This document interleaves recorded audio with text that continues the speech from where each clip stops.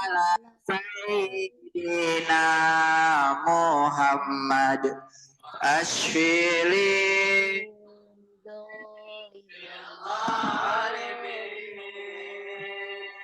Allahumma salli ala Sayyidina Muhammad واشغل الظالمين بالظالمين وأخرجنا من بينهم سالمين وعلى آله وصحبه صلى الله ربنا على نور المبين أحمد المصطفى سيد المرسلين وعلى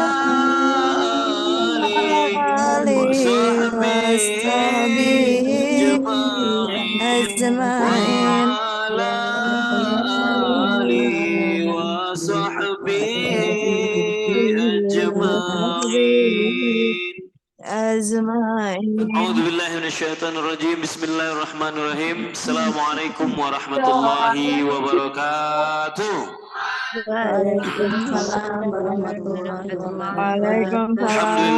الحمد لله رب العالمين نحمده ونستعينه ونستغفره ونعوذ بالله من شرور أنفسنا ومن سيئات أعمالنا من يهده الله فلا مضل له ومن يضلل فلا هادي له أشهد أن لا إله إلا الله وحده لا شريك له وأشهد أن محمدا عبده ورسوله ولا نبي بعده اللهم صل وسلم على نبينا محمد في الأولين والآخرين اللهم صل وسلم على نبينا محمد في كل وقت وحين اللهم صل وسلم على نبينا محمد في الملأ الأعلى إلى يوم الدين قال ربي اشرح لي صدري ويسر لي أمري واحلل عقدة من لساني يفقهوا قولي وقل ربي أنزلني منزلا مباركا وأنت خير المنزلين لا إله إلا أنت سبحانك إنا كنا minaz zalimin. Ini saya nengok kemana? Sini bukan ke sana. Biasa kita belum terbiasa masuk TV. Apa kabar ya bunda bang kakak semua yang ada di Mabah online? Masya Allah, majelis bahagia online. Dari wajah-wajahnya, dari senyum-senyumnya, walaupun kemudian tak semua nampak senyum, ada juga yang nampak di sini namanya saja, tapi ada emotikon senyumnya. Maka saya doakan semuanya bahagia, ya semuanya kemudian senang, sehat, ya tak kurang apapun. Ya walaupun tadi kita ndak ada yang beda ya, kita tidak iftar bareng tadi, tapi saya doakan mudah-mudahan semuanya di sini juga tadi tetap puasa dan tetap iftar dan juga sudah makan mudah-mudahan semuanya. Kalau yang belum makan, masya Allah, tidak apa-apa. Semoga Allah kemudian berikan kenyang ke ke rasanya, walaupun harus makan juga baru kenyang ya. Nah, di sini ada namanya cium dulu ya. Wah, nama akunnya cium dulu ya. Nah, itu maksudnya menunjukkan kemesraan begitu. Kemesraan itu buah daripada kebahagiaan. Maka kita berhusnuzon, ini lagi bahagia-bahagianya. Maka kemudian sampai kemudian nama akunnya cium dulu ya. Mudah-mudahan enggak maksudnya ke siapa-siapa ya. Baik. Ayo bunda kakak semua, bersyukur kita kepada Allah Subhanahu wa taala apapun kondisinya, apapun situasinya, ya. Yang kemudian harus kita senantiasa dawamkan adalah rasa syukur kita kepada Allah Subhanahu wa taala. Karena sejatinya apapun kondisi kita, tidak ada alasan kita untuk kemudian tidak bersyukur. Ya kan? Bahkan laparnya kita pun kita harus syukuri. Iya, karena kalau tidak ada lapar, maka kita tak akan merasakan nikmatnya kenyang. Ya kan, dari mana kita bisa tahu enaknya kemudian makan tuh kalau kemudian tak ada lapar. Coba antum kemudian dikasih makanan termahal, ya kan, dimasa oleh chef nomor 1 di dunia dan akhirat, begitu. Tapi kalau kemudian makanan itu hadir di hadapan kita pada saat kondisi kita kenyang, enak nggak kira-kira? Nggak akan enak, ya kan? Nggak akan enak. Kenapa? Karena sudah kenyang. Maka berarti nikmat nggak lapar tuh? Nikmat. Jadi Bapak Ibu, Ayah Bunda, Bapak semua yang belum makan masih keadaan lapar, tak apa-apa, nikmatilah senantiasa. Sesungguhnya itu adalah rezeki yang luar biasa, ya, rezeki yang luar biasa. Orang lari maraton dia haus, ya kan, sampai kemudian ketika di puncak hausnya dia minum air, apa kata dia? Wah, manis banget air ini. Itu kenapa dia bisa ngomong begitu? Karena haus. Padahal air mineral biasa, tapi karena dia manis betul air. Karena haus, begitu ya. Maka apapun kondisinya kita harus bersyukur kepada Allah Subhanahu wa taala. Selanjutnya setelah kita bersyukur, maka tak lupa kita kemudian memanjatkan, mengirimkan banyak, ya, berselawat kita, beriringkan salam kepada baginda Rasulullah sallallahu alaihi wasallam. Kenapa? Karena kenikmatan Islam, kenikmatan kemudian iman yang kita rasakan hari ini, itu adalah hasil jerih payah perjuangan baginda Rasulullah sallallahu alaihi wasallam. Dengan apa? Dengan harta, dengan jiwa, raga. Beliau yang berjuang kemudian, ya, sampai kemudian di titik hari ini kita bisa menikmati indahnya Islam. Baik, Ayah Bunda Bangga semua, ya, judul kita malam hari ini, jadi mohon maaf ya, hari ini kita majelis bahagianya online, bukan karena kita malas turun ke Masjid Al-Mutakin, bukan. Karena malam hari ini kita masih ini tim yang biasa kemudian mengoperakan majelis bahagia, malam hari ini lagi sibuk kemudian menyambut tamu-tamu yang kemudian ini adalah pejuang-pejuang Allah, ya, pemakmur masjid, pengurus masjid, mulai dari Sumatera sampai tanah Papua, masya Allah, ya, mulai dari tanah Sumatera sampai kemudian tanah Papua. Malam hari ini merapat ke Masjid Muslim Billionaire. Ini masih dijemput, jemputannya pun pakai kloter, udah macam naik haji aja. Ada kloter 1, kloter 2, masya Allah, ya, luar biasa. Dijemput. Kok pakai kloter-kloter? Karena mobil kita cuma 1, itu ya sebenarnya. Ya, karena mobil kita cuma 1, jadi terpaksa lah kloter-kloter. Jadi alhamdulillah, mudah-mudahan kita bisa menjamu tamu, karena menjamu tamu itu memiliki keberkahan yang sangat luar biasa. Jadi mudah-mudahan pengorbanan Ayah Bunda, jamaah majelis bahagia, kesabarannya tetap kemudian malam ini ikut mabah walaupun tidak offline di Masjid Al-Mutakin, kesabarannya itu kemudian diberi balasan terbaik oleh Allah Subhanahu wa taala, karena kemudian ikut berarti Bapak Ibu semua meringankan, ya, beban teman-teman ini untuk bisa kemudian menyambut dan memuliakan tamu dengan sebutan terbaik di Masjid Muslim Billionaire. Mudah-mudahan acara Masjid Camp 3 hari ke depan Allah beri kemudahan, Allah beri kelancaran, Allah ridhoi, Allah turunkan keberkahan, dan kemudian apa-apa yang kita lakukan di Masjid Muslim Billionaire, kebaikan-kebaikan yang ada di Masjid Muslim Billionaire selama ini kita bersamai, salah satunya adalah mabah, ya, udah 1 tahun, masya Allah. Itu bisa diduplikasi nanti di Sumatera, nanti ada mabah, kebayang nggak? Di Sumatera ada mabah, maka Bapak Ibu semua dapat juga pahalanya. Kenapa? Karena Bapak Ibu juga lah kemudian yang menginspirasi para pengurus-pengurus masjid itu, kemudian mereka juga melaksanakan mabah di Sumatera. Nanti mabah ada di Sumatera sampai Papua ada mabah, masya Allah. Dari Sumatera sampai Papua ada mabah majelis bahagia, maka Indonesia pun menjadi Indonesia bahagia, disingkat jadi IBA, ya, Indonesia bahagia, bukan hibah, ya, bukan gibah juga, ya, bukan begitu. Mandalla ala khairin falahu ajrun mislu fa'ilihi. Barang siapa yang menunjukkan kepada kebaikan, menginspirasi kebaikan, maka baginya pahala, baginya balasan kebaikan seperti orang yang melaksanakan kebaikan tersebut. Nah, itu pinter kita dalam beribadah, menginvestasikan amal soleh. Baik, Ayah Bunda Bangga semua, materi kita apa materinya? Saya itu suka lupa judul poster, karena terlalu banyak poster. Apa? Kisah bahagia. Oh, judulnya di share screen. Oh, maksudnya share screen. Oh, judulnya agar Allah kabulkan doa kita. Masya Allah. Tips berdoa yang benar dan cepat terkabul. Iya kah? Iya, ya, doa saya masih banyak juga belum terkabul nih. Udah kasih tips. Nah, jadi agar Allah kemudian kabulkan doa kita. Masya Allah. Ini di posternya anak band dari mana nih? Nah, udah cukuplah, stop screen lah. Malu kita. Ya kan? Nah, bagaimana caranya doa biar kemudian cepat dikabulkan? Baik. Saya udah baca tadi banyak sekali pertanyaan yang masuk ya, ke panitia, ke tim, banyak yang masuk macam-macam. Kemudian ada pertanyaan bagaimana caranya biar doa cepat dikabul, Ustaz. Ada yang bertanya apa tips dan trik biar kemudian apa yang harus saya lakukan, zikir apa yang harus saya dawamkan biar kemudian doanya cepat dikabul. Terus ada juga bertanya, Ustaz, boleh nggak sih kita berdoa itu mintanya spesifik? Nah, ada juga begitu nanya. Ada juga yang bertanya begini, Ustaz, boleh nggak kita berdoa itu doanya ya Allah berikanlah aku yang terbaik, gitu aja misalkan begitu, boleh nggak gitu ya. Intinya adalah boleh nggak pakai bahasa Sunda, pakai bahasa Batak gitu kan, pakai bahasa Papua, boleh nggak? Ya boleh lah, Allah itu lebih paham bahasa Batak daripada kita orang Batak gitu ya.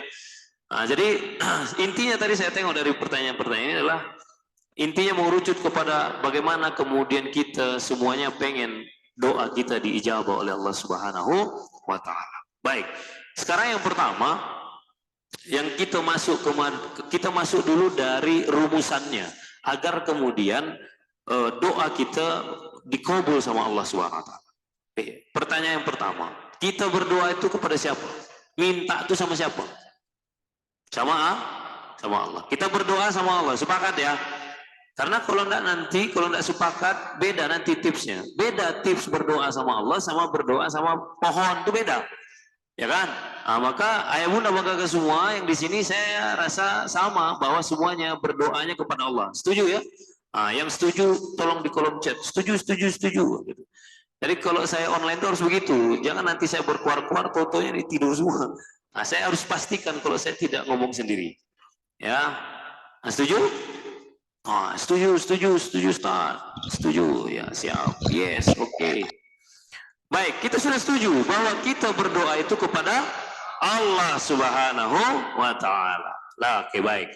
Kalau kita memintanya kepada Allah, maka kita harus yakin, berarti kita udah yakin dong bahwa segala sesuatu yang kita inginkan itu Allah mampu kabulkan. Mampu nggak kira-kira Allah? Ada nggak doa kita yang Allah tak mampu kemudian mengabulkannya? Ada nggak kira-kira? Ada nggak permintaan kita yang Allah tuh nggak sanggup kayaknya untuk mengabulkannya? Ada nggak kira-kira? Nggak ada. Kenapa? Karena Allah ala kulli syai'in qadir, atas segala sesuatu itu mampu, bisa. Satu-satunya yang Allah tak mampu itu apa? Ingkar janji. Satu-satunya yang Allah tak mampu itu adalah mengingkari janji Allah. Maka kita udah yakin nih bahwa tempat kita meminta kepada zat yang kita minta ini adalah zat yang maha kuasa, maha segalanya. Kita sudah yakin sampai situ? Yakin? Yakin. Oke. Kalau sudah yakin, simpan dulu keyakinan itu. Ya itu dulu, karena banyak orang kadang-kadang dia berdoa belum selesai doanya, dia sudah membatalkan doanya sendiri. Ya. Siapa itu orang-orang yang berdoa, ya Allah, berikanlah aku ya Allah mobil baru.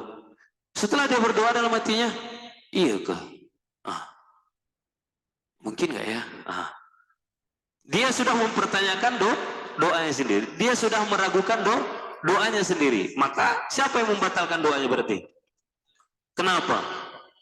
Karena ragu. Meragukan siapa? Meragukan doanya atau meragukan tempat yang meminta? Meragukan tempat yang meminta. Cobalah antum, ayah minta. Misalkan Zaki nih, ayah minta. Zaki, bagilah makanan tuh. Terus begitu ayah minta, bagilah makanan tuh.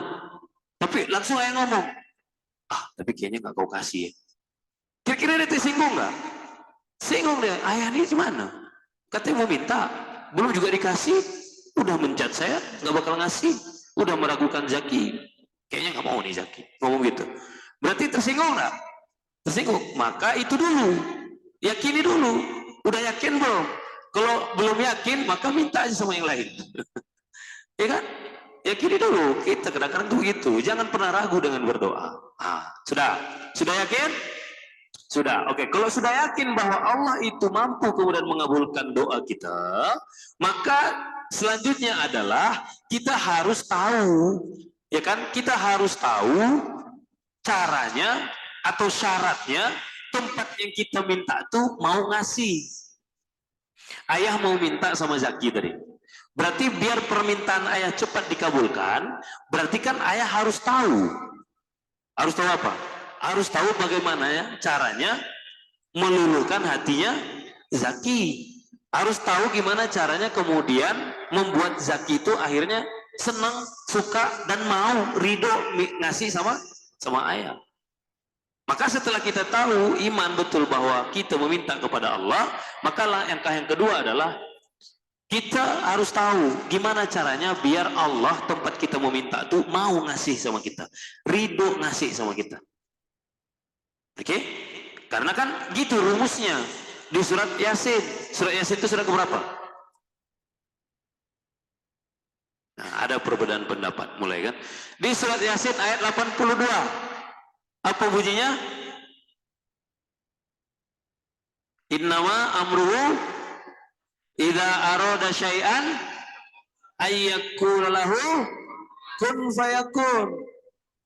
Idza arada syai'an ayyakul lahu kun fayakun. Sesungguhnya Allah tuh zat yang kemudian kun fayakun, tinggal kun fayakun jadi. Minta mobil, kun fayakun, dapat mobil. Minta rumah, kun fayakun, dapat rumah. Minta sehat, kun fayakun, dapat sehat. Minta lunas hutang, kun fayakun, lunas hutang.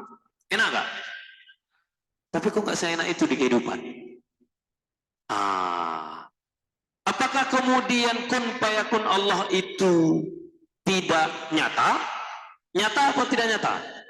Nyata. Tidak terbukti? Terbukti apa tidak terbukti? Tapi kenapa doa kita masih banyak kemudian yang kayaknya belum berlaku nih kun fayakun nih. Udah berdoa biar kemudian dikasih momongan, belum dikasih-kasih.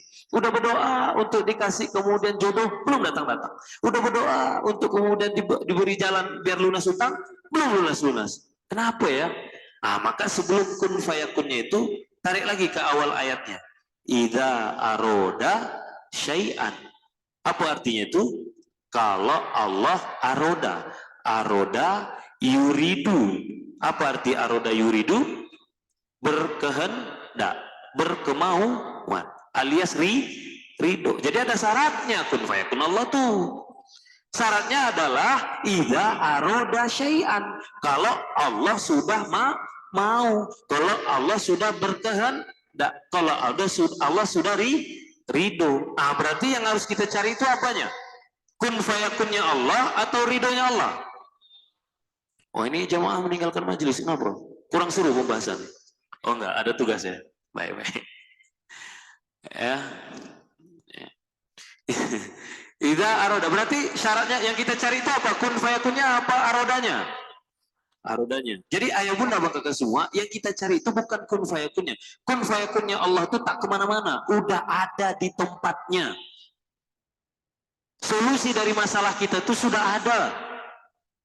Solusi dari sakit kita itu sudah ada. Solusi dari hutang kita sudah ada. Solusi dari kemudian jodoh kita sudah ada. Solusi dari rezeki kita sudah ada. Solusi dari karir kita sudah ada. Udah ada. Tinggal kun fa. Nah, tapi yang kita cari jangan kun fayakunnya. Yang kita kejar itu ridhonya, arodanya tadi. Biar Allah berkehendak. Biar Allah ridho lunasin hutang kita.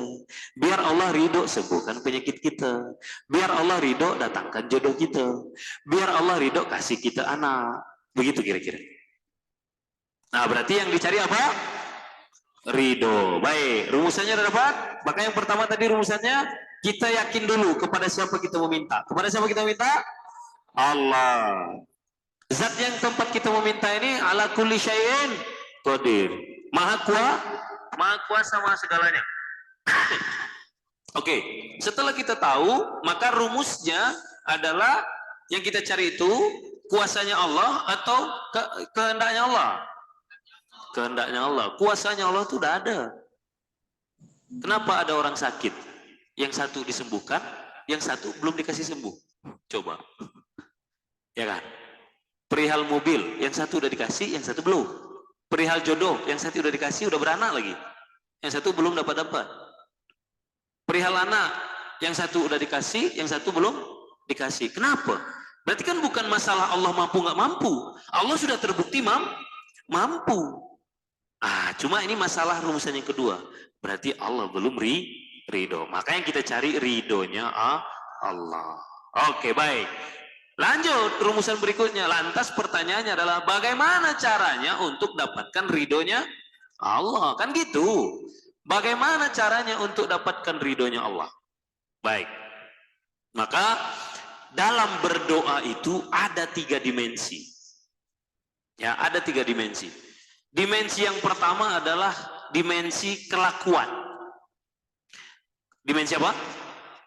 Dimensi kelakuan. Dimensi kelakuan itu maksudnya gimana? Ada orang yang kemudian belum dikabul-kabulkan doanya karena mungkin apa? Dia masih ada perisai. Apa perisai itu? Dosa. Maksiat. Kelakuan. Masih ada kelakuan-kelakuannya yang kemudian membuat Allah murka. Membuat Allah kemudian belum berkehendak, yang membuat dirinya jauh dari ridhonya Allah. Ini dimensi yang pertama untuk berdoa yang harus kita perhatikan. Ketika kita berdoa, udah betul belum kelakuan kita? Nah, mungkin aku nih kayaknya dosaku banyak, kayaknya nggak bakal lah diampuni aku nih, kayaknya dosa bertumpuk, kayaknya nggak bakal nih Allah ampuni kemudian dosa-dosa aku nih. Nggak bakal lah kemudian tercapai cita-cita nih, nggak bakal lah kemudian terkabul doa. Lantas kemudian gara-gara seperti itu dia jadi malas berdoa. Betul apa betul begini nih kelakuannya? Salah. Nggak boleh begitu. Kalau kita sudah tahu, oke, aku masih ada dosa, maka bagaimana caranya agar kemudian dapat ridhonya Allah? Maka kita buka surat Al-Furqan. Nah, ada Furqan di sini. Surat Al-Furqan. Surat Al-Furqan itu surat berapa? Surat ke-25. Surat 25. Catat ya, surat 25 kita mulai dari ayat ke-68. Biar kita termotivasi, biar kita tidak putus asa, biar kita kemudian tidak jadi malas berdoa karena kita ngerasa berdosa. Karena banyak orang begitu. Udahlah, aku sholat pun masih bolong-bolong ya, puasa tidak pernah, sedekah jarang, udahlah percuma aku berdoa, nggak bakal dikabul sama Allah. Tidak boleh. Orang yang bermaksiat bisa tidak dapat ridho dari Allah? Ada syaratnya. Bagaimana syaratnya? Maka kita buka surat Al-Furqan mulai dari ayat ke-68. Di ayat ke-68 Allah ngasih dulu pandangan kepada kita. Allah ngasih dulu perbandingan kepada kita. Apa itu perbandingannya? Allah kasih unjuk kita kemudian dosa-dosa. Ada 3 dosa, ada 3 kelakuan, ada 3 maksiat yang Allah sangat benci. Apa itu? Yang pertama adalah orang yang mempersekutukan Allah. Ini di surat Al-Furqan ayat 68. 25, 68. Kita beranjak dari situ. 25, 68. Allah murka, sangat-sangat murka. 1, kepada orang-orang yang syirik. Siapa itu yang syirik? Menduakan, mempersekutukan Allah. Ya kan? Dia menyembah, dia meminta, dia berkeyakinan, dia beriman selain kepada Allah. Allah benci orang-orang seperti ini. Murka Allah orang-orang seperti ini. Terus yang kedua, orang yang kemudian membunuh orang yang diharamkan Allah kecuali alasan yang benar. Membunuh orang yang diharamkan Allah untuk dibunuh. Ya kan, orang tak bersalah, orang yang kemudian tidak berbuat dosa, orang yang tidak kemudian menyerang kita dan seterusnya. Allah murka ini, membunuh tanpa alasan yang diperbolehkan. Allah murka. Ya kan? Nah, kita nggak usah bahas Palestina ya, nanti lebar ke situ. Nanti kita bahas Palestina lagi. Ayah nih bahas Palestina terus ya, gitu nanti kan. Jadi ayah nggak ke situ ya. Intinya membunuh yang diharamkan untuk dibunuh. Itu yang kedua. Yang ketiga, dosa yang dibenci sama Allah, berzina. Apa? Berzina. Allah benci nih dosa-dosa ini. Ya. Di ayat ke-68 ini apa kata Allah? Barang siapa yang melakukan ketiga dosa ini, satu tadi syirik, yang kedua kemudian membunuh orang yang diharamkan darahnya, ya. Terus yang ketiga berzina. Siapa yang melakukan demikian itu niscaya mendapatkan dosa. Oke, apa ancamannya? Dapat dosa. Cukup? Enggak. Kita nyebrang ke ayat 69, ayat berikutnya. Di ayat ke-69, setelah dapat dosa kata Allah tadi di ayat 68, enggak cukup. Di ayat ke-69-nya Allah kemudian pertegas lagi. Baginya akan dilipat gandakan azab. Udah dapat dosa, oke. Terus nanti akan dilipat gandakan azab pada hari kiamat. Nah, masih hidup dapat dosa, begitu mati nanti, ya kan? Di hari kiamat dilipat gandakan azabnya. Didobel-dobel azabnya. Wah, saking murkanya Allah nih. Oke? Udah? Ancaman ini cukup? Enggak. Di ancaman ada kecaman ketiga. Apa itu? Dan dia kekal dengan azab itu. Jadi tadi kan azabnya didobelin kan? Udah gitu kata Allah, kekal dengan azab yang double itu dalam kondisi hina. Berapa itu ancamannya? 4. 1, masa hidup dapat dosa. Begitu mati, double azabnya. Ya kan? Setelah diazab dengan porsi double, bukan cuma sekali, kekal selama-lamanya porsinya double azabnya. Udah gitu kondisinya hina. Ini greget nggak Allah nih? Udah gregetan banget nih begini kan? Berarti parah nggak dosa yang tadi? Oke, sekarang saya tanya, ayah bunda bang kakak semua yang ada di Zoom nih, yang ada di depan saya nih, ya ananda-ananda para santri, ada nggak di antara antum yang hari ini syirik? Yang hari ini setelah beriman kepada Allah, beriman dia kepada pohon beringin, ada? Habis sholat di masjid, dia sholat di bawah pohon, ada? Ada? Bapak ibu ada? Ada? Nggak ada ya? Aman ya? Nah, kalau nggak ada gini, kalau nggak ada. Oh enggak, oke, ada.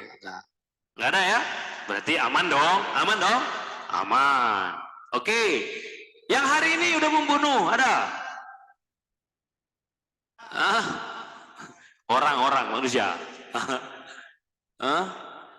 Ada ya, aku tadi agak 10 kebunuh laron tadi. Ada? Bapak ibu, ayah bunda, ada yang di Zoom nih barusan bunuh? Ada mungkin? Kalau ada juga ngeri juga gitu ya. Aku 2, wih ngeri juga gitu. Ada yang komen, aku baru 2 Ustaz hari ini. Wih, ngeri. Oh, nggak ada kan? Nggak ada. Aman? Aman? Aman, oke. Yang hari ini berzina, ada? Nah, ada. Kalau ada yang ngaku lucu juga nih. Kate itu nggak ada ya? Kate itu Jambi. Oh, ya. Ada? Nggak ada. Berarti belum parah berarti dosa kita. Ya kan? Karena yang 3 nih kesal betul Allah. 4 tadi itunya, hukumannya. Semasa hidup dikasih dosa, matinya dikasih azab double, udah gitu azab double itu cuma sekali, kekal, udah gitu kondisi hina. Nah tadi udah konfirmasi, antum nggak ada yang seperti itu. Alhamdulillahirabbil alamin. Alhamdulillahirabbil alamin. Nah coba perhatikan, orang yang sudah punya 3 dosa tadi itu, yang udah diancam sedemikian rupa sama Allah, bikin kesal Allah, bikin murka Allah, ancamannya sampai berlipat ganda. Tengok, bagi orang-orang yang 3 kelakuan tadi, berkelakuan 3 hal tadi, kita tengok Al-Furqan ayat 70-nya, ayat berikutnya. Apa kata Allah? Ya kan? Apa kata Allah? Tadi kan baginya akan dapat dosa, dilipat gandakan azab pada hari kiamat, dan dia kekal di dalamnya, dan juga dalam kondisi kehinaan. Tapi kata Allah di ayat ke-70-nya, masih ada loh kecualinya. Makanya la taqnutu min rahmatillah. Jangan pernah berputus asa dari rahmatnya Allah. Karena orang yang 3 tadi aja udah segitu bencinya Allah, murkanya Allah, masih kemudian kecuali kata Allah. Kecuali kemudian kalau ada yang berbuat 3 kelakuan tadi, maka dia akan bebas dari dosa yang 4 dari ancaman yang 4 tadi, ya, kecuali siapa aja mereka itu? Man amana wa amila amalan solihan. Man taba wa amana wa amila amalan solih. Kecuali man taba. taba yatubu taubatan. Kecuali orang-orang yang bertobat. Masih Allah kasih loh. Illa man taba, kecuali kata Allah. Oh kau syirik? Iya ya Allah, syirik ya Allah. Ampun ya Allah. Nggak apa-apa, kecuali taba, tobat. Amana, beriman. Taubat, iman. Wa amila amalan solihan. Beramal soleh. Kalau disingkat TIAS. Tias. Maka obatnya tias. Taubat, iman, amal soleh. Oke? Apa balasannya? Tidak cuma sekedar dibebaskan dari 4 azab tadi. Faulaika yubaddilullahu sayyiatihim hasanat. Maka mereka-mereka tadi itu yang udah syirik tadi itu, udah berzina tadi itu, udah bunuh orang tadi itu, kalau mereka tias kata Allah, la faulaika yubaddilullahu sayyiatihim hasanat. Maka mereka-mereka itu kata Allah yubaddilu, baddala yubaddilu, ganti. Maka Allah ganti. Coba Allah ganti loh, bukan Allah kalau diganti itu gini. Ini diganti dengan gelas. Berarti kalau diganti ini masih ada nggak? Nggak ada. Sama. Maka yubaddilullahu sayyiatim. Allah ganti keburukan mereka. Bukan ditimpa, bukan. Diganti. Maka keburukan itu hilang dari dirinya. Yubaddilullahu sayyiatim. Diganti keburukan mereka dengan apa? Hasanat. Panjang di situ. Hasanatun. Kebaikan. Kalau hasanat hasanun itu kebaikan, satu. Tapi kalau hasanat banyak kebaikan, alias kebaikan. Maka tengok, Allah akan ganti keburukan dia dengan hasanat, dengan kebaikan. Itu kalau ente melakukan tias, asbabnya 3 tadi. Kebayang nggak Bapak Ibu, ayah bunda bang kakak semua? Bapak Ibu tadi udah saya konfirmasi. Udah ada yang syirik? Belum, alhamdulillah. Udah yang bunuh hari ini? Nggak ada, alhamdulillah. Udah ada yang berzina hari ini? Nggak ada, alhamdulillah, alhamdulillah.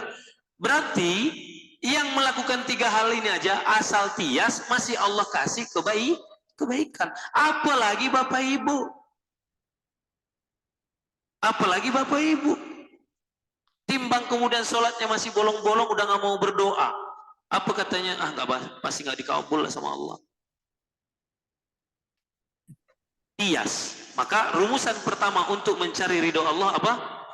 Tias. Banyak-banyak bertobat. Tingkatkan senantiasa iman.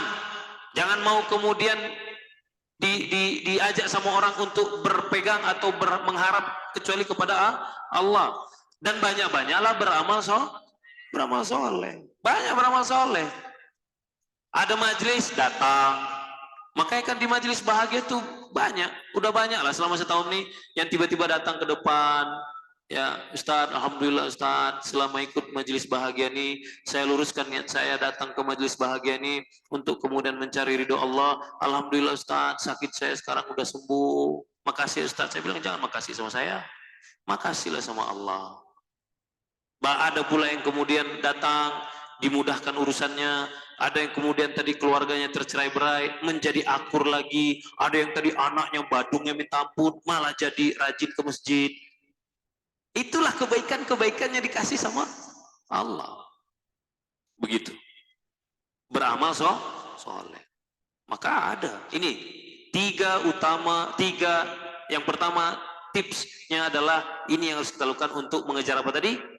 Ridhonya Allah. Kita harus tias, taubat, iman, amal soleh. Oke, baik. Itu baru dari segi kelakuan. Sekarang dari segi yang berkelakuan. Siapa itu? Manusianya. Kalau kita merasa kemudian kita nih manusia, karena kita banyak salah bakal kemudian dihukum Allah, lantas kemudian tidak akan dimaafkan Allah karena kita manusia biasa. Jangankan kita manusia biasa, Rasul pun kalau ada salah dihukum sama Allah. Nabi pun kalau ada salah dihukum sama Allah. Baik, dimensi kedua nih kita belajar dari surat As-Saffat. Ya, surat As-Saffat. Surat As-Saffat surat berapa? 37. Ya, surat 37. Kita mulai dari ayat ke 139.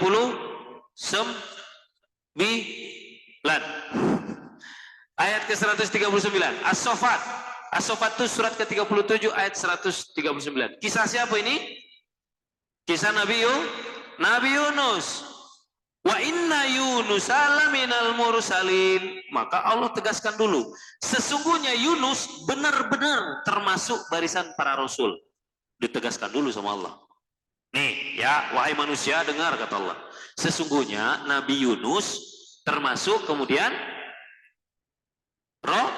Rasul. Terus di surat ke-40-nya, 140-nya. Ingatlah ketika dia, siapa dia? Nabi Yunus kabur, berlari. Dari mana? Kabur dari siapa? Kabur dari kaumnya. Kenapa dia kabur? Ngambek, baper, marah, udah capek berdakwah, tidak ada yang mau beriman. Ngambek, ya kan? Jadi Nabi Yunus pernah baper. Apalah orang ini, capek-capek berdakwah, tak ada yang mau beriman. Dah, kabur, lari. Kemana dia lari? Ke laut, naik kapal. Mau kabur ceritanya, lari dari Medan Tempur, ya kan? Lari. Ingatlah ketika dia berlari ke kapal yang penuh dengan muatan. Itu di ayat 140-nya. Nih ya, jangankan kita manusia, Rasul nih, ini kelakuan Rasul nih, bukan kita. Kelakuan seorang Nabi nih, kelakuan seorang Rasulnya Allah, buat pelajaran bagi kita, ya kan? Di surat 151-nya, di ayat 141-nya. Kemudian apa yang terjadi? Diceritanya kan kita tahu kan? Ketika kemudian Nabi Yunus naik ke kapal itu, maka kapal itu berlayar di tengah lautan. Apa yang terjadi? Dihantam badai, betul ya? Dihantam badai. Karena waktu itu orang di sana masih khurafat, ya kan, percaya, tahayul dan seterusnya. Maka komandannya bilang apa? Nakhodanya bilang apa? Wah ini bahaya nih, ada kayaknya yang bawa sial nih di kapal kita nih. Undi. Siapa nanti yang kemudian terbukti dapat undian, maka kita lempar, dia yang berarti bawa sial nih. Makanya kita begini nih, kalau tenggelam kita semua nih. Begitulah kira-kira kata nakhodanya. Ayah hafal betul, ini umpama ya, bukan saya dulu jadi nakhodanya, bukan ya, ini umpama ya, begitulah kira-kira nakhodanya gitu ya. Maka di surat 151, di ayat 151, kemudian dia ikut diundi. Siapa yang ikut diundi? Nabi Yunus ikut diundi. Maka dia termasuk atas kuasa Allah. Maka Nabi Yunus termasuk kemudian barisan yang kalah dalam undian. Bahkan di kisahnya itu sampai berapa kali diundi? 3 kali. Kenapa? Diundi yang pertama Nabi Yunus. Mereka tahu, walaupun mereka belum beriman, walaupun mereka badung, ya, bandel gitu, nggak mau ikut sama Nabi Yunus, tapi mereka tahu Nabi Yunus ini orang baik, orang soleh. Nggak mungkin lah bawa sial, betul ya? Maka tanda nggak mungkin lah. Nggak mungkin Nabi Yunus nih, kocok lagi, diundi lagi. Saya nggak tahu dulu pakai lidi atau pakai apa, saya nggak tahu dulu. Pokoknya diundi lagi lah, ya kan? Di undian kedua, siapa yang kena? Masih Nabi Yunus. Kata nahoda nih, nggak mungkin lah. Orang sebaik, sesoleh Nabi Yunus. Tuh, kayak gitulah orang-orang yang belum dapat hidayah ya. Mereka tahu orang soleh, tapi mereka tak mau ikut. Ya, ya kan? Nggak mungkin nih. Wah, udah 10 menit lagi. Padahal materialnya masih ada 1,5 jam lagi. Ya kan? Nggak mungkin nih, nggak mungkin Nabi Yunus. Oke, dikocok lagi. Dan yang lain, ABK-nya itu setuju dikocok lagi. Kenapa? Karena mereka semua sepakat bahwa Nabi Yunus ini orang nggak mungkin bawa sial. Dikocok lagi. Yang ketiga, siapa yang kena? Masih Nabi Yunus yang kena. Maka kata nakhoda tuh, memang kayaknya orang soleh juga ada juga kayak sialnya. Gitu lah kira-kira. Ya udahlah. Nah, gimana lagi? Udah 3 kali. Sorry lah ya Nabi Yunus. Begitu lah kira-kira. Nah, afwan jiddan nih. Kita sebenarnya nggak enak. Ya kan? Nggak enak ini. Cuma gimana ya? Udah 3 kali nih. Maaf gitu. Maka kemudian dalam kisahnya dilemparkanlah Nabi Yunus ke laut. Ya kan? Atas izin Allah, atas kuasa Allah. Ya kan? Atas kuasa Allah. Maka dilemparkanlah Nabi Yunus ke laut. Kemudian apa yang terjadi? Cukup? Masuk ke kegelapan laut cukup enggak? Enggak cukup. Kata Allah belum cukup. Main kabur-kabur aja. Enggak cukup. Disikat sama ikan apa? Ikan besar. Di sini namanya hutun. Nah, ikan paus. Ya. Bukan ikan hiu ya. Kalau ikan hiu logikanya enggak hidup lagi Nabi Yunus. Ya kan? Kalau ikan hiu bukan ditelan sama ikan hiu, enggak dimakan sama ikan hiu. Nah, ini ditelan, masuk ke perut ikan paus. Dia kemudian ditelan oleh ikan besar dalam keadaan tercela. Tuh, Nabi loh ini dalam keadaan tercela. Kenapa? Karena lari dari medan tempur, karena baper, karena ngambek. Nah, maka hati-hati santri ini. Ya, aku kayaknya pulang ya. Kenapa? Nggak sanggup aku di sini ya. Soalnya ustadznya di sini galak-galak. Hati-hati ente. Masuk ke perut ikan paus ente nanti. Lari dari medan tempur. Hati-hati. Iya, hati-hati. Lutfi untung balik dia. Kalau nggak balik bahaya. Iya kan? Dia bukan lari dari medan tempur. Dia menepi sejenak. Ya kan? Ya. Nyari hawa kata dia. Ya kan? Habis itu balik lagi.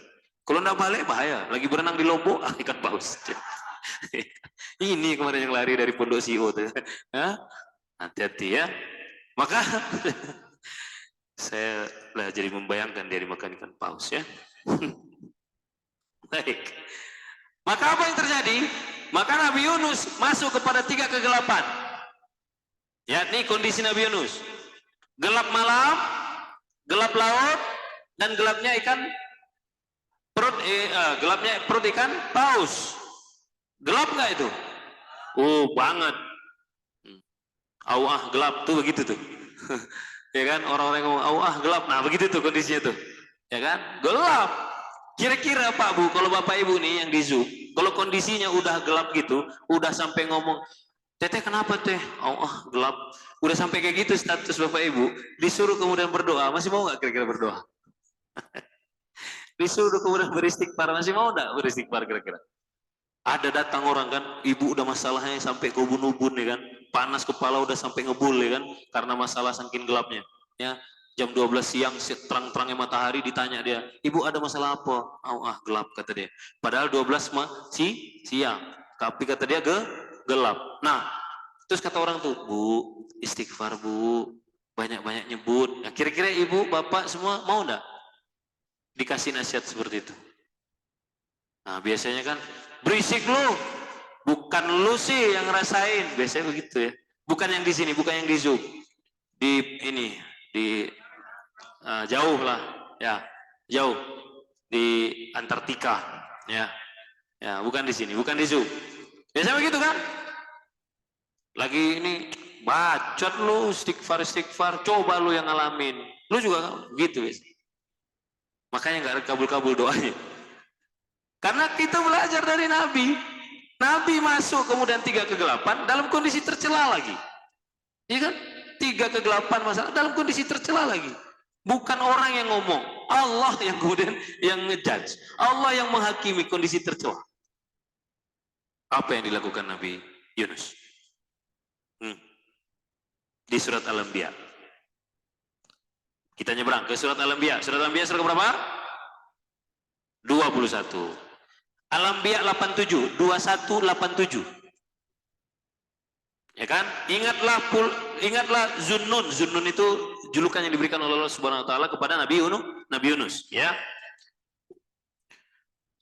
Ingatlah Zunnun ketika dia pergi dalam keadaan marah tadi ya, ngambek, marah ya. Lalu dia menyangka bahwa kami tidak akan menyulitkannya. Nah, ini ancaman Allah tuh. Jadi kalau lari dari medan tempur, ngambek, marah, ya kan, merajuk, apalagi namanya tuh, merajuk, ngambek, marah, pundung, baper, dongkol, ngedumel, apalagi tuh, hati-hati, karena ancamannya dari Allah. Apa kata Allah? Lalu dia menyangka bahwa kami tidak akan menyulitkannya. Berarti kebalikannya, orang-orang yang suka marah-marah, dongkol, ngambek, pundungan, baper, merajuk, itu bakal sulit hidupnya. Bukan kata saya, Allah yang sebut di surat Al-Anbiya ayat 87. Tapi ayah sering marah-marah, beda. Beda. Saya udah tahu di kepala kalian tuh. Kayaknya ayah udah sering, ayah kayak sering marah-marah nih, gitu. Saya bukan punduk, ya. Saya bukan baper, saya emosi. Nah, bukan marah begitu. Itu namanya menegur, menegur dengan keras. Begitu ya. Yang dimaksud dengan marah tuh marah. Dinasihati sama ayah. Kau nih ya susah bangun, hafal nggak nambah-nambah, makan aja kau banyak. Habis itu dia marah. Pulanglah. Kenapa? Nggak suka sama ayah nih. Nah, itu yang dimaksud dengan yang dimaksud dengan Al-Anbiya 87 nih. Hati-hati kau sulit makan ikan paus. Hati-hati nanti kau di terminal diundi sama pilot. Kayaknya pesawat kita oleng nih, diundi dulu. Dapatlah kau dilempar dari pesawat. Hati-hati, ya hati-hati. Maka di sini ingatlah ketika Yunus pergi dalam keadaan marah, lalu dia menyangka bahwa kami tidak akan menyulitkannya. Ternyata sulit. Ternyata sulit. Maka apa yang dilakukan sama Nabi Yunus? Maka dia kemudian berdoa dalam kegelapan yang berlapis-lapis itu, kata Allah. Apa doanya? Ini yang sering kemudian kalau saya sendiri dalam kajian sering kemudian saya dawamkan. La ilaha illa anta subhanaka inni kuntu minaz zolimin. Inilah doa Nabi Yunus. Apa itu artinya? La ilaha illa anta. Kata Nabi Yunus di perut ikan paus tuh, ya kan? La ilaha illa anta, ya Allah, tiada Tuhan selain Engkau yang maha suci. La ilaha illa anta, subhanaka, maha suci Engkau ya Allah. Inni kuntu minaz zolimin. Itu 2 kali loh penegasannya. Ini sesungguhnya saya, kuntu iya saya. Jadi kalau bahasa Indonesianya itu kayak kita tuh, inni kuntu minaz zolimin tuh, iya saya, betul saya yang salah, saya. Sanggih sungguh-sungguhnya itu begitu tuh. Sebegitu sungguh-sungguhnya lah kemudian Nabi Yunus mengakui kesalahannya, mengakui dosanya, mengakui kehilafannya. Inni kuntu minaz zolimin. Akulah yang zolim ya Allah. La ilaha illa anta, tiada Tuhan selain Engkau ya Allah. Subhanaka, maha suci Engkau ya Allah. Dipuji-puji dulu Allah. Inni kuntu minaz zolimin. Akulah yang salah ya Allah. Aku yang zolim. Oke? Maka tips yang kedua, kalau lagi berat hidup, doa tak dikabul-kabul, hajat tak kemudian tercapai, rumusnya adalah banyak muji Allah, terus ngakuin dosa. Enggak cukup ngaku dosa, harus dibarengi dengan memuji Allah. Itu yang dicontohkan Nabi Yunus. La ilaha illa anta, tiada Tuhan selain Engkau ya Allah. Subhanaka, maha suci Engkau ya Allah. Baru ngaku. Mujinya 2 kali. Berarti harus banyak-banyak muji. Maka artinya dalam doa kita, kata para salafus soleh, dalam berdoa ya bunda bapak semua, dawamkan, rutinkan, biasakan sebelum meminta, muji dulu. Makanya kemudian itulah kenapa kita harus menghafal Asmaul Husna. Biar kita kemudian berdoa minta sama Allah tuh dengan memuji Allah. Ya Razzaq, ya wahai maha pemberi rezeki, baru urzukni. Ya Ghafar, yang maha pengampun, ighfirli. Begitu loh. Oke. Dipuji dulu. Ini kita main minta-minta aja. Muji tak pernah. Pelit betul. Ya kan? Habis doa, ya Allah, mudahkan urusanku ya Allah. Ya Allah, sembuhkan aku ya Allah. Ya Allah, ampuni aku ya Allah. Ya Allah, bebaskan utangku ya Allah. Amin. Udah.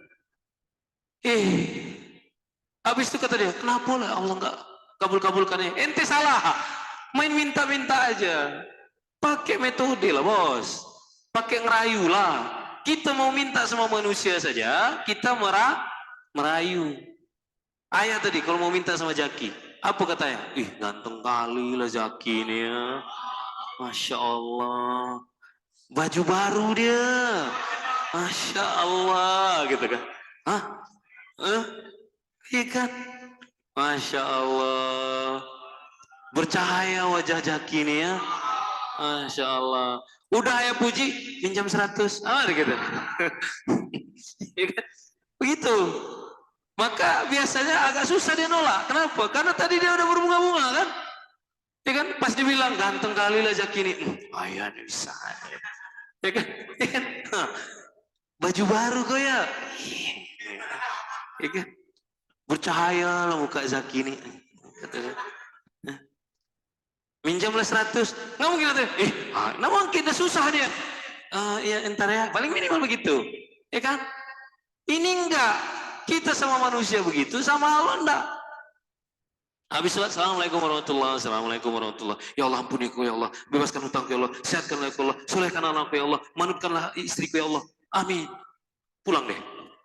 Iya. Besoknya kok nggak dikabul Allah lagu ya kata. Nah, kita yang salah. Ya kan? Nah, jadi berarti rumusnya belajar kita dari Nabi Yunus, puji dulu. Ya kan? Bahkan Nabi Yunus di sini minta ini enggak? Minta tolong enggak sama Allah? Minta tolong enggak di sini? Enggak loh. Nabi Yunus di sini cuma muji Allah, terus ngaku dong. Udah. Ya kan? Nabi Yunus cuma minta memuji Allah, terus ngaku dosa. Apa balasannya sama Allah? Tengok, kita lihat di surat Al-Anbiya ayat 88. Nah, ini dicatat ya, indah nih cerita nih. Ya, berkelanjutan ayat demi ayat. Di ayat 88-nya 2188.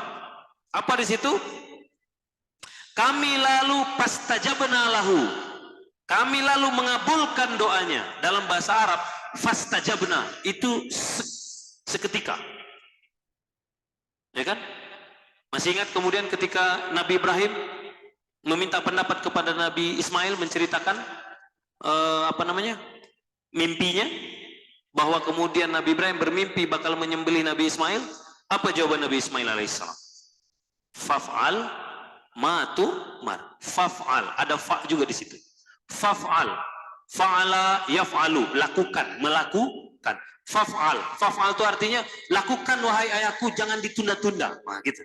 Lakukan aja langsung, eksekusi, sikat bos, gaskeun, gitulah kira-kira. Sama, pastajabna lahu. Langsung kami kabulkan, kata Allah. Langsung kami kabulkan. Padahal ya hati-hati kok. Ya. Padahal tadi Nabi Yunus tadi minta berdoa apa enggak? Nabi Yunus cuma memuji Allah dan ngaku doa. Tapi apa balasannya sama Allah? Pastajabna lahu, langsung kami kabulkan. Tuh, Allah tuh luar biasa enggak? Nabi Yunus tuh enggak minta loh, tapi bahasa yang dipakai sama Allah, kami kabulkan. Padahal Nabi Yunus enggak minta, coba. Apalagi Nabi Yunus minta tuh.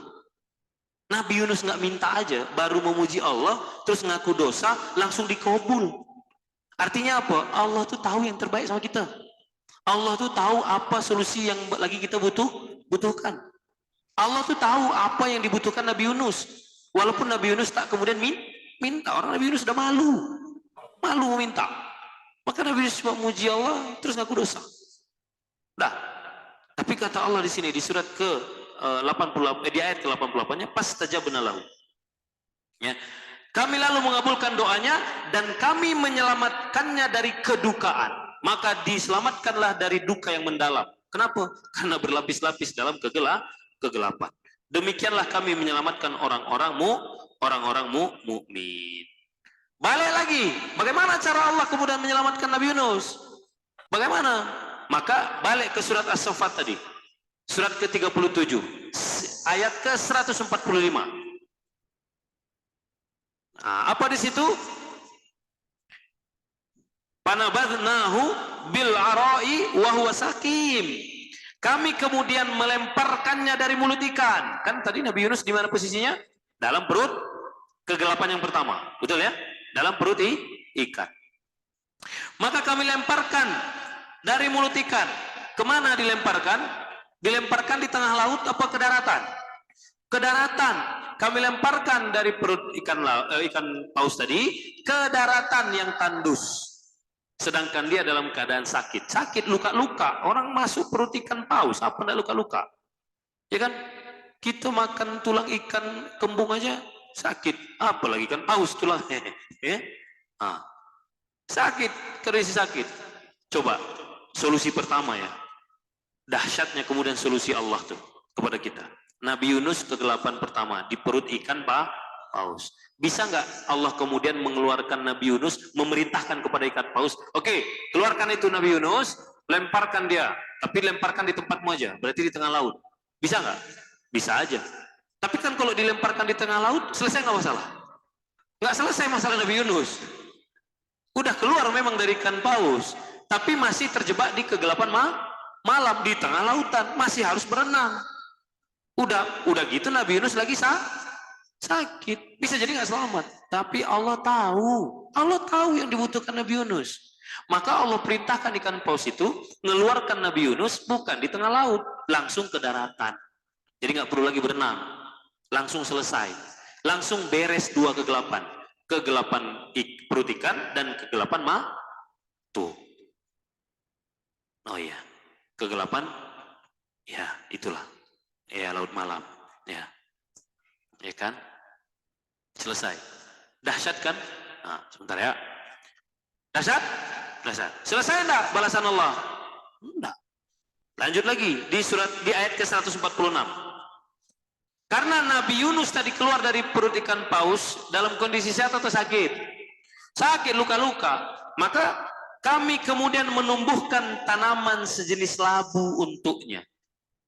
Jadi di tempat Nabi Yunus dikeluarkan tadi itu, di daratan itu, Allah tumbuhkan kemudian di situ buah, tumbuhan sejenis labu.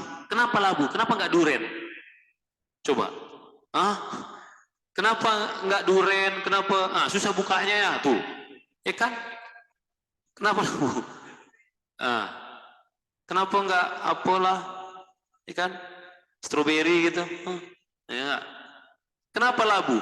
Karena labu lah yang dibutuhkan Nabi Yunus. Karena yang Nabi Yunus itu lagi sakit. Nabi Yunus lagi sakit. Nggak bisa makan yang keras-keras. Makan yang lembut. Terus labu itu kalau dioleskan ke luka itu cepat untuk mengeringkan dan menyembuhkan sakit. Jadi ayah bunda bangkakan semua, Allah tuh yang lebih tahu sama kebutuhan kita. Kita minta duren, Allah kasih labu. Jangan kesel. Oh, berarti Allah taunya aku butuh labu. Begitu loh. Ya kan? Kita minta jodoh orang Bogor, dikasih orang Papua. Nggak apa-apa. Oh, berarti menurut Allah ini yang terbaik. Gitu. Ya kan? Nabi Yunus nih, labu. Dari sekian banyak buah, tumbuhan, labu yang ditumbuhkan Allah. Karena memang itu yang lagi dibutuhkan Nabi Yunus. Begitulah cara Allah kemudian menjawab kebutuhan hambanya. Kadang-kadang kita tuh mendikte Allah. Ya Allah, berikanlah aku jodoh. Tapi jangan yang jauh-jauh dari rumah. Kalau bisa yang udah kerja ya Allah.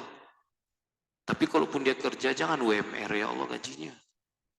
Kalau bisa yang udah punya rumah. Lemah.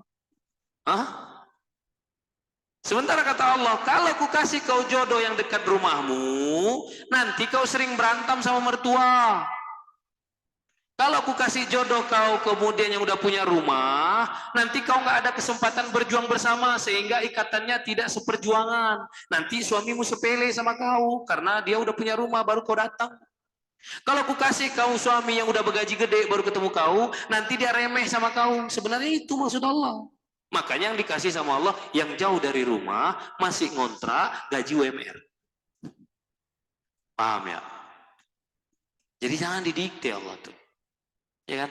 Jangan didikte Allah. Nabi Yunus kan nggak protes. Kan begitu, ya Allah labu. Kan nggak gitu. Kan nggak gitu. Ya, Nabi Yunus kan nggak begitu. Ya kan? Nasi kebuli kayak nggak begitu kan, lagi lapar nih Allah labu begitu. Nabi Yunus nggak begitu, emang itu yang dibutuhkan gitu loh. Ini tipsnya berdoa nih. Adabnya berdoa. Oke, baik, saya udah di kode-kode terus jam berapa udah lewat ya. Nah, Biasanya kalau offline nggak sesebentar ini rasanya. Beda ya? Hah? Lama ya? Oke, baik. Kita tutup dulu. Antum nih mau beramal soleh hitung-hitungan? Gimana? Nah, tinggal dengerin aja protes. Hah? Antum nih. Oke. Yang kering kan saya. Baik, lanjut. Udah selesai masalah Nabi Yunus? Solusi yang dikasih sama Allah? Nah, belum selesai. Apa tadi masalah? Kenapa Nabi Yunus ngambek? Karena kemudian berdakwah tak ada yang beriman. Maka udah Allah keluarkan dari perut ikan paus, lantas diselamatkan dari dahsyatnya samudra, lautan, terus kemudian dikasih labu sehingga kemudian mulus lagi, bersih, sehat, tidak nampak lagi baru sakit begitu, udah segar Nabi Yunus, udah sehat, udah kenyang, udah mulus kulitnya. Di di ayat 147, kami mengutus, kami mengirim kepadanya, wa arsalnahu, kami kirim kepadanya, wa arsalnahu ila mi'atin alf, kami mengutus, kami kirim kepada Nabi Yunus 100.000 orang bahkan lebih yang kemudian beriman mengikuti risalahnya Nabi Yunus. Di surat di ayat 148-nya, lalu mereka beriman, maka kami menganugerahkan kenikmatan hidup kepada mereka hingga waktu tertentu. Coba. Tadi ngambeknya karena nggak ada yang beriman. Udah selesai dikeluarkan dari perut ikan paus, lukanya udah bersih, dikirim 100.000 lebih. Tak perlu lagi berdakwah capek-capek, langsung beriman kepada Nabi Yunus, langsung ikut Nabi Yunus, langsung manut sama Nabi Yunus, langsung patuh sama Nabi Yunus.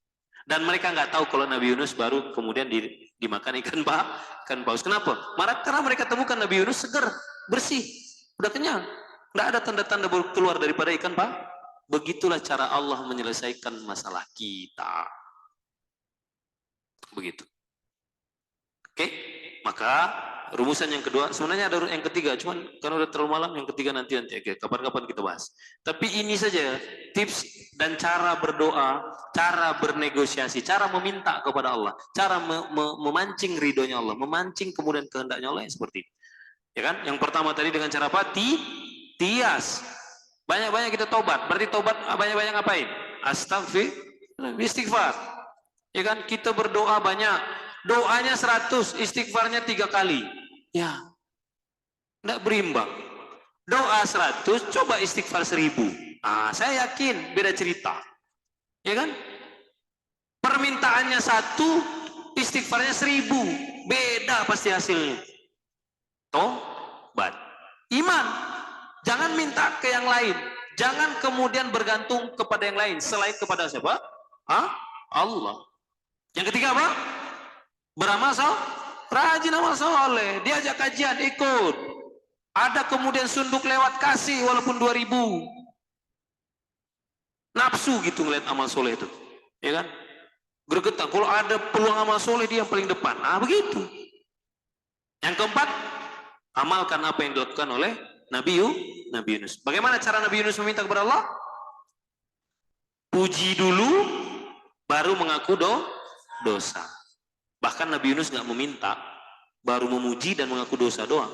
Nggak meminta, ya Allah keluarkan aku dari ikan paus ya Allah. Keluarkan aku ya Allah langsung ke daratan ya Allah. Bantu aku untuk kemudian nggak luka-luka ya Allah. Dan kabulkanlah kemudian semua umatku ikut sama aku. Nggak gitu sama Nabi, kata Nabi Yunus. Nabi Yunus cuma minta, mengucap la ilaha illallah subhanaka inni kuntu minaz zalimin. Dikasih sama Allah. Allah wa'lam ma fi sudurina. Allah lebih tahu apa yang ada dalam hati sanubari kita, apa yang kita butuhkan. Begitu. Itulah yang bisa saya sampaikan. Itulah tipsnya. Begitulah caranya memancing ridhonya Allah, memancing kehendaknya Allah agar kemudian berlaku kun fayakun. Ketika Allah bilang kun fayakun, keluar tuh dari perut ikan paus. Kun fayakun, tumbuh itu labu. Kun fayakun, datang ratusan ribu orang. Itu. Ketika apa? Ketika la ilaha illa anta subhanaka inni kuntu minaz zalimin. Ini dawamkan ini. Ini doa Nabi Yunus. Dawamkan. Ya, dawamkan. Begitu ya Bunda Kakak semua. Mohon maaf kalau banyak kelewat dari jam seperti biasa. Karena sudah kelewat, kita tutup dengan sama-sama kita membacakan hamdalah, alhamdulillahirobbilalamin. Yang baik tentunya datang dari Allah. Yang salah-salah tadi, salah ucap, salah kutip dan seterusnya, itu pasti datang dari saya, hamba yang doib, hamba yang lemah. Tadi bercandanya saya mohon maaf ya, mohon maaf. Kalau ada yang tersinggung mohon maaf ya, Zaki mohon maaf. Tapi betul, baju baru nampaknya. Masya Allah. Baju baru ya? Iyalah, kalau beli baju baru tuh belilah dua, begitu kan? Oke. Baik, yang hak datang dari Allah, yang salah-salah, hilaf-hilaf datang dari saya. Mohon ampun saya kepada Allah, mohon maaf kepada antum semua, ya bunda, bang kakak, dan para mas santri yang ada di depan saya hari ini.